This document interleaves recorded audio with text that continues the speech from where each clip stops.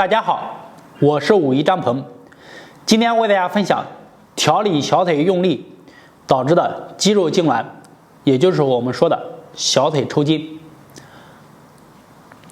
有这些问题呢，是因为我们的比目鱼肌和腓肠肌长期的处于紧张的状态。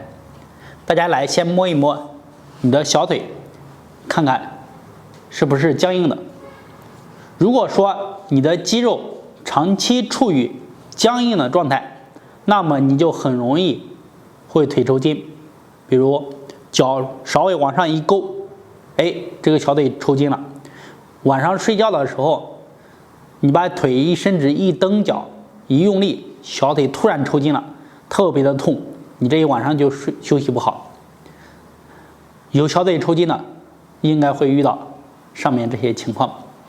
那么今天为大家分享的一个简单的勾脚锻炼的动作，就可以帮助你调理小腿抽筋。我们在勾脚的时候，它是可以帮助我们放松小腿的比目鱼和腓肠肌的肌肉，帮助它拉伸，让它放松下来，松软下来，让它的气血循环变得比较好。好，下面我为大家示范和讲解。首先呢，我们坐在这里操作，一个一个的去练习，把脚呢放在这里，脚掌抬起来，以脚跟为支点。好，手呢放在膝盖上，另外一只手放在我们的大腿，在膝盖之间，好托着。好，这样放好，把脚往回勾，然后放下来，往回勾，放下来。好，我给大家展示一下侧面。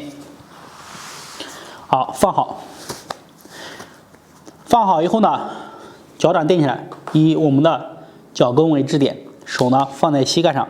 好，另外一个放在你的腘窝的，就是靠近大腿。好，放好以后呢，脚往回收。好，收了以后，你能感受到你的这肌肉都会给它拉伸。好，一，放下来，慢慢的去做。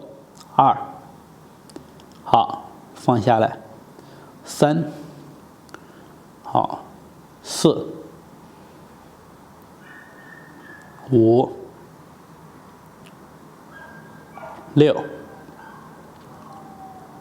7、8、9。好，这样的话，我们去做9次就可以，9次为一组。做完了以后呢，放松，给它拍一拍，拍一拍小腿。好，然后换另外一边，做另外一条小腿。好，两边都做完了以后，我们也都拍完了以后呢，它是为一组。根据自己的情况，你每天做个1到3组就可以。一般情况下，你能练习个1周左右，你再来摸你的小腿上的肌肉，它就会变得松软下来。当你小腿变得松软以后呢，你稍微再用力，它就不会很容易就变得痉挛和小腿抽筋。好，有以上这个问题的，坚持练习，还要注意要保暖，不要让小腿去受凉，尤其不能去在凉水里面去烫水，这样的话很容易造成你的肌肉痉挛和抽筋的。